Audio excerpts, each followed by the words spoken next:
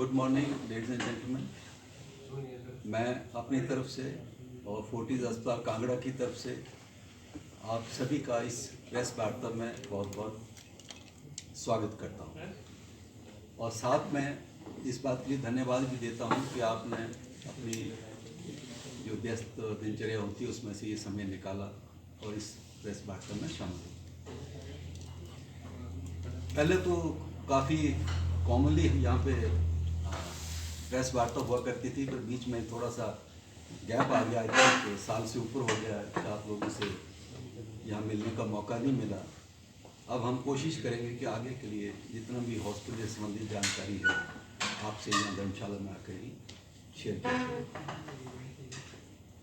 जैसे मैं as medical head कई बार बताता रहता हूँ कि हमारी जो मैनेजमेंट है, हमारे जो प्रमोटर्स हैं, वो हमेशा इस कोशिश में लगे रहते हैं कि हॉस्पिटल की जो मेडिकल सर्विसेज की कैपेसिटी है, उनकी जो गुणवत्ता है, वो और कैसे बढ़ाई जा सकती है।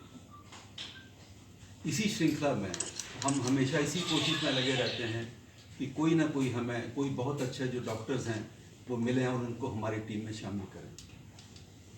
आज इसी श्रृंखला में हमने एक बड़े सीनियर डॉक्टर को अपनी टीम में शामिल किया है। इनको आप शायद जानते भी होंगे।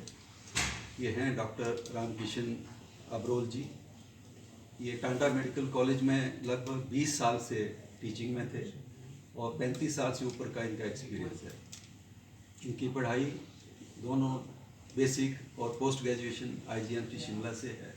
उसके बाद इनका बहुत ज़्यादा एक्सपीरियंस है, बहुत सारे रिसर्च पेपर्स हैं और उस सारे अनुभव के साथ अभी इन्होंने टांडा मेडिकल कॉलेज से रिटायरमेंट ली है। और उसके बाद we feel lucky he decided to join Fortis hospital Kangra team. इससे मुझे पूरा विश्वास है, आप एज यू नो कि हमारे पास जनरल सर्जरी पहले भी है डिपार्टमेंट, लेकिन 2 डॉक्टर होने से आई एम वेरी श्योर कि उसकी जो गुणवत्ता है, उनकी जो कॉम्पिटेंस है, या 2 डॉक्टर मिलकर जब किसी चीज़ के ऊपर डिसाइड करते हैं, that will be much better. और इसके साथ साथ इतने सीनियर होने के साथ मुझे विश्वास है कि और भी डिपार्टमेंट्स में जो कोई कभी कठिनाई आती है, जहाँ कोई डिसीजन लेना होता है, he will be contributing in taking the quick faster decisions and help us in overall management of patients. Now I hand you over to doctor Ramkishan Abrol ji. वो अपने बारे में और सर्जरी में क्या कर सकते हैं इसके बारे में आपको जानकारी देंगे। Thank you. Very good morning, respected media personnel, press correspondent, my esteemed facility director, Mr. Aman ji, medical director, Dr. Parmar ji, and Deepak ji. First of all, I am really thankful कि board of directors और medical directors ने और इन्होंने मेरे को मौका दिया Fortis hospital में ज्वाइन करने का एज ए सर्जन। मैं इससे पहले as a professor in the department of surgery में कार्यरत था और तकरीबन 20-25 साल के मेरा सर्जरी का अनुभव यहाँ रहा। अब वहाँ से अपना टेन्योर कंप्लीट करने के बाद जब मैंने सोचा हम सारी उम्र ह्यूमैनिटी की सर्विसेज के लिए हैं, तो इसके बाद ही मुझे वो सर्विसेज करनी चाहिए, इसलिए मैंने फोर्टिस हॉस्पिटल को चूज़ किया।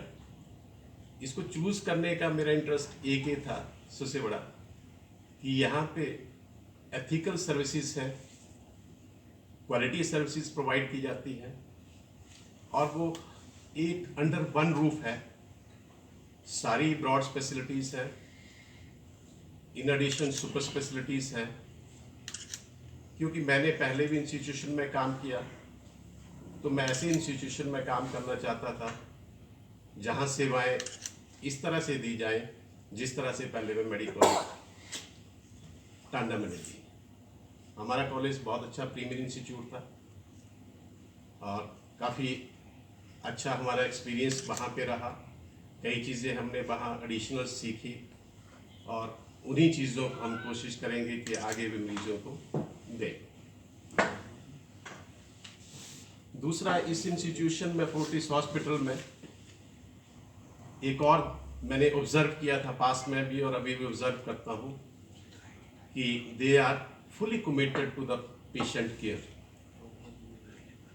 सेकेंड इज ऑल सभी चीज़ें अंडर वन रूफ अवेलेबल है। Floor staff is so helping, at least the patient will not feel any discomfort the moment they come to that place. एक और चीज़ जो हम टांडा में भी करते थे, उसी तरह पे यहाँ पे भी गरीब लोगों के लिए फ्री में सर्विसेज हैं। जैसे किसी के पास आयुष्मान कार्ड है या ECHS के कार्ड्स है या और कोई कार्ड्स है जिसमें कि वो अपना इलाज जो है वो फ्री में करवा सकते हैं, जिसके कोई चार्जेस नहीं होते।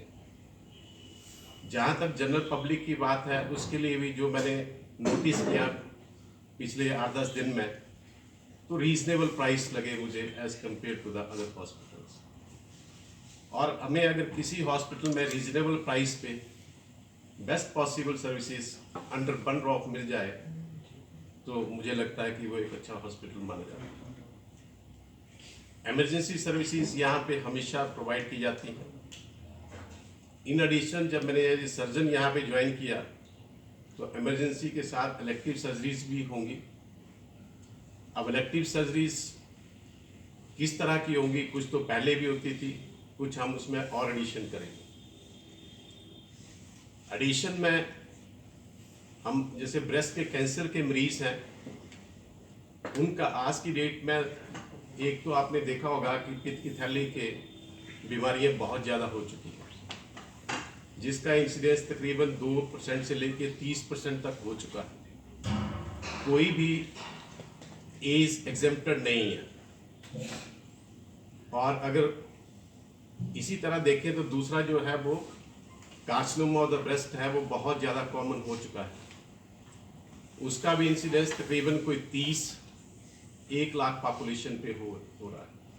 उसमें भी कोई एज एग्जेम्प्टेड नहीं है। ये जरूर है कि वो एल्डरली पीपल में ज़्यादा होता है, लेकिन आजकल के टाइम में वो यंगर जनरेशन में भी काफ़ी ज़्यादा होता है।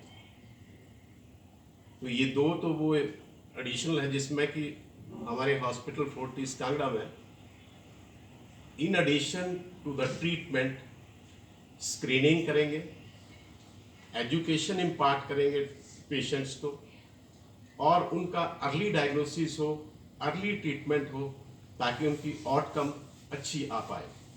वो हमारे माइंड में एक इंटेंशन रहेगी।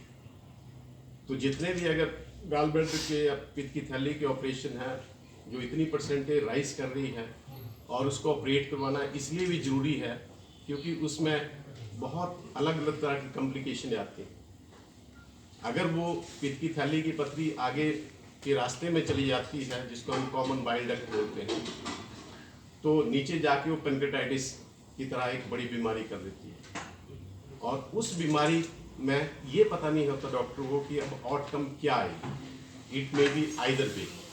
So early diagnosis, second is if the size of the stone is larger than the chances of malignancy उन पेशेंट में बहुत ज़्यादा इंक्रीज कर जाती है। तो आज की डेट में चाहे वो किसी भी एज ग्रुप में हो, उसकी सर्जरी एक मैंडेटरी है और होनी भी चाहिए। अदरवाइज जब कॉम्प्लिकेशन अराइज कर जाती हैं तो उसके बाद उसको ट्रीट करना काफ़ी मुश्किल हो जाता है। जैसे कि पेनक्रेटाइटिस है, आप लोगों ने सुना ही होगा उसके बारे में। तो बड़ी सटल डिजीज़ है and we do not know how the patient will behave afterwards. Second, अगर ब्रेस्ट मेलिग्नेंसी की देखें तो उसमें सबसे इम्पॉर्टेंट रोल तो पेशेंट का अपना भी होता है, जिसमें हम कहते हैं कि ब्रेस्ट सेल्फ एग्जामिनेशन। तो वो मरीज़ कभी भी छाती में किसी भी तरह की गिल्टी हो उसको जरूर दिखाना चाहिए, और चाहे वो उसमें दर्द हो चाहे नहीं दर्द हो। जिसमें दर्द होती है उसको हम एक लेमैन लैंग्वेज में कह देते हैं कि ये कैंसर नहीं है, लेकिन फिर भी उसको स्क्रीन तो करते ही हैं। पर जिसमें अपने वॉशिंग के टाइम में अगर कोई ऐसा लम्ब मिलता है, ऐसी कोई गिल्टी मिलती है, तो उसको हमें इन्वेस्टिगेट जरूर करवाना चाहिए, क्योंकि उस बीमारी का जितना अर्लीस्ट स्टेज पे इलाज होगा तो वो क्यूरेटिव हो जाता है। जितना लेट स्टेज होता है तो सिर्फ वो पैलिएटिव होता है। तो हमारे हॉस्पिटल का एक एम रहेगा कि अर्ली डायग्नोसिस पेशेंट का करें, अर्ली ट्रीटमेंट करें और उनकी आउटकम अच्छी हो। और जो भी इन्वेस्टिगेशन इन चीज़ों के लिए चाहिए, चाहे वो अल्ट्रासाउंड है, चाहे वो मेमोग्राफी है, चाहे वो सीटी स्कैन है, वो सारी सुविधाएं यहाँ पे उपलब्ध हैं।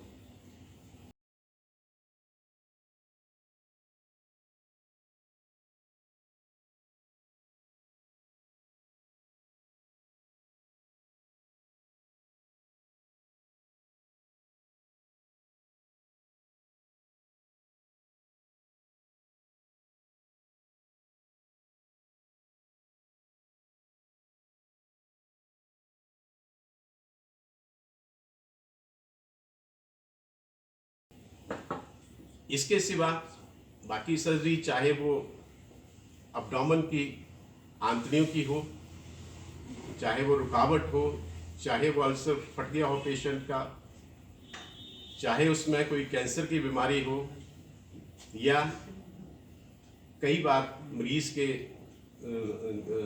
एनल रीजन से ब्लीडिंग करके प्रेजेंट करते हैं, जिसमें कोई कैंसर भी हो सकता है, और कॉमनेस्ट डिजीज जैसे हेमोरॉइड्स, पाइल्स वगैरह भी होते हैं, उन सब चीज़ों का भी इलाज किया जाए। और जो भी एडवांसमेंट पॉसिबल होगी और पॉसिबल होती हैं with the passage of time, हम कोशिश करेंगे, या मैं कोशिश